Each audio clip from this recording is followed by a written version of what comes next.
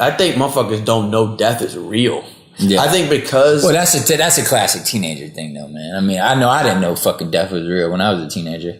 You know what I'm saying? I mean, I did. Yeah. But like... I didn't. Yeah. But I mean, I did, but you know what I'm saying? I was about to say some shit and blame it on video games. I wasn't about to blame it on video games. I'm saying, like... It's a mentality like that of like... What I'm getting at is this.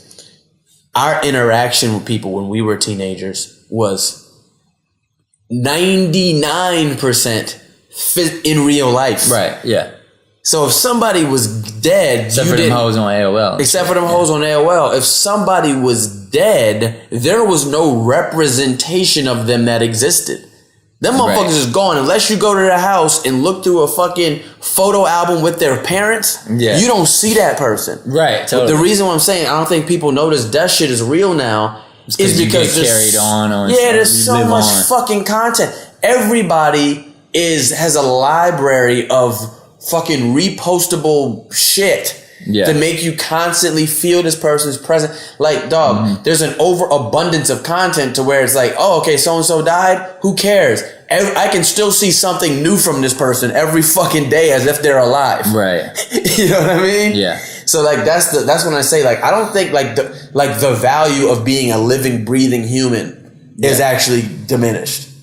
You know, like Ray Kurzweil and motherfuckers like that are trying to. Wait, you're saying you don't think it's diminished? I think it's diminished. You think it is? Yeah. Like people's avatars are virtually as valuable as the real person. Yeah, totally. You know, so it's just like, you know, Ray Kurzweil, his whole thing. You know, Ray Kurzweil is right. You know, Kurzweil keyboards. Like, it's just like a classic keyboard company. I forget what his current position is. Surprisingly not. Hold up. Ray Kurzweil, he has some high position in like Microsoft or something. Let me see. But he started off just building keyboards. I know Rick Quanwell. Wait, who was that again? I know that. I said I know Ray Quanwell. Know him very well. I know Raekwon very well. Oh, Raekwon well, dog. Because there's who's Cromwell, like the author. What's his first name? Yeah. No, just look up Cromwell. It's definitely okay. Yeah, So, but first, Ray Kurzweil is an American author, computer scientist, inventor, and futurist. Aside from futurism, he's involved in fields such as optical character recognition, text-to-speech synthesis.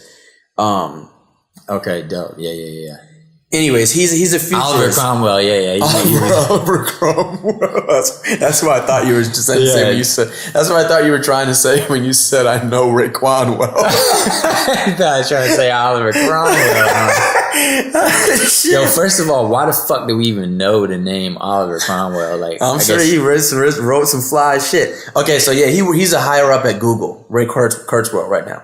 But anyways, his whole thing, Will, is, you know, he's like he's a big guy in like the singularity and like AI and shit like that, like those concepts. Gotcha. Uh-huh. And he basically believes that before he dies, that he'll be able to recreate a digital version of himself online. No. He'll be able to bring his dad back to life. Oh, okay, yeah. Like his dad's spirit. Yeah. Like using pictures and memories and like he'll basically be able to talk about this before. He'll basically be able to hook his brain up to some shit and download memories onto and like recreate the essence of his father. Yeah.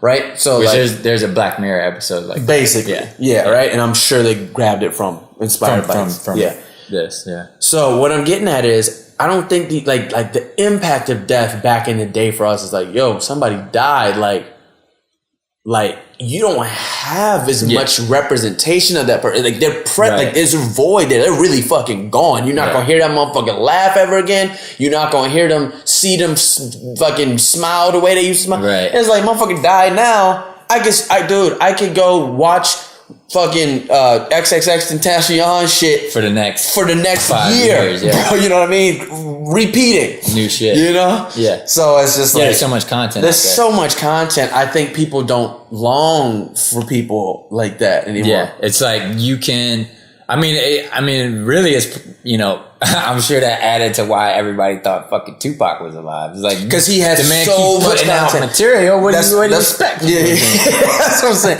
Tupac That was has unheard of. so much fucking material that motherfuckers didn't want to believe he was actually dead. Because what does it mean for somebody to be alive if the only way you interface with them was through the way you're still able to interface with them? Right, exactly.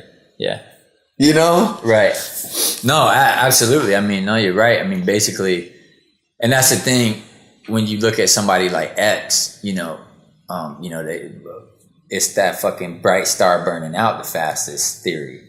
Totally. Right? Yeah. So it's like, I was thinking about that. I'm like, it's so crazy that you can have that much impact, at 20 or whatever now, because if you're documenting everything, if you're constantly recording everything that you do, you've already got a world of content, maybe even an entire career worth of content in some instances that artists before would never have.